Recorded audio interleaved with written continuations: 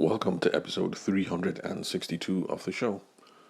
Most people in business today don't realize that it's important to give a proposal after a client meeting.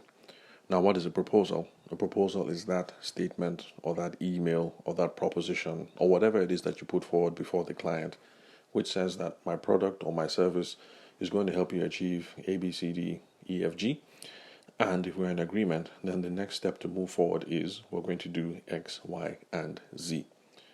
Because people don't realize that this is important, they just have a meeting and then the client stands up, leaving with some vague impressions about you and about the product or the service. And that is the major reason why they say, let me think about it. The reason why they say so is because you haven't put forward a specific proposition in front of them that they can say yes or no to. Now, with the example that I just gave, that my product or service is going to help you achieve A, B, C, D, and if we're in agreement to move forward, we have to do X, Y, Z, there is something clear that the potential client has to react to. So if you're a wedding planner and you're saying that I believe that we are the best client for you because that we're the best professional for you because we're going to be able to help you achieve 1, 2, 3, 4, 5, 6. And if you are in agreement, then the next step to move forward is a deposit for the amount of 200K to secure your date. In that case, there's something specific that the client can say yes to or say no to, and it helps to move the process forward.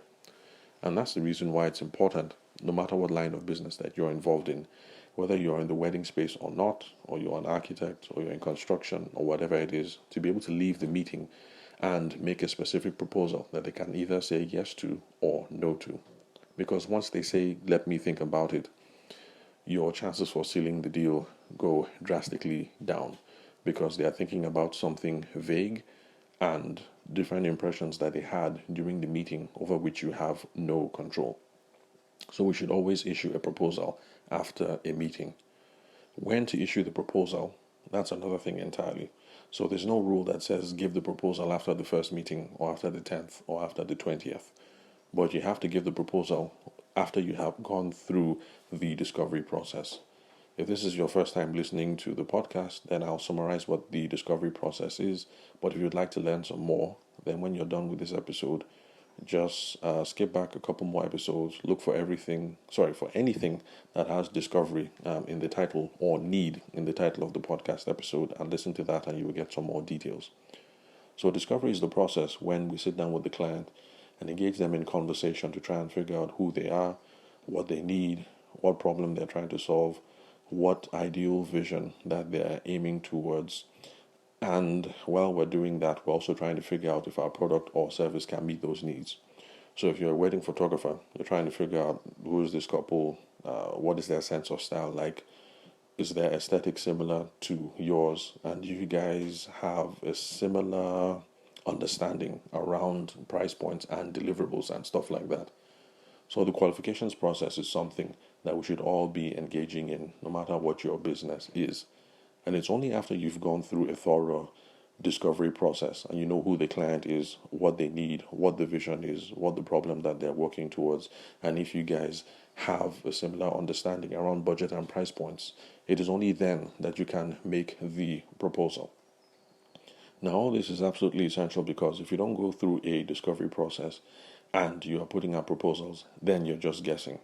So with the wedding photographer example, if the people want something that looks more high end, but you prefer to do things more, if they're looking towards something much more high end, but you prefer to do things more, spontaneous, then putting forward a proposal is, you're just shooting out in the dark basically because you have no idea whether your photography style is going to be able to satisfy them and give them what it is that they are working towards. Oh, sorry that I stalled there. That's because my brother just walked in. I'm trying to make a recording, hiding out in his kitchen. I was hoping to do that before other people woke up, but it looks like everyone is awake and up and about so far. So that is, in summary, We should not leave the client meeting without making a proposal, and it's absolutely important that you make proposals to whoever it is that you are speaking with.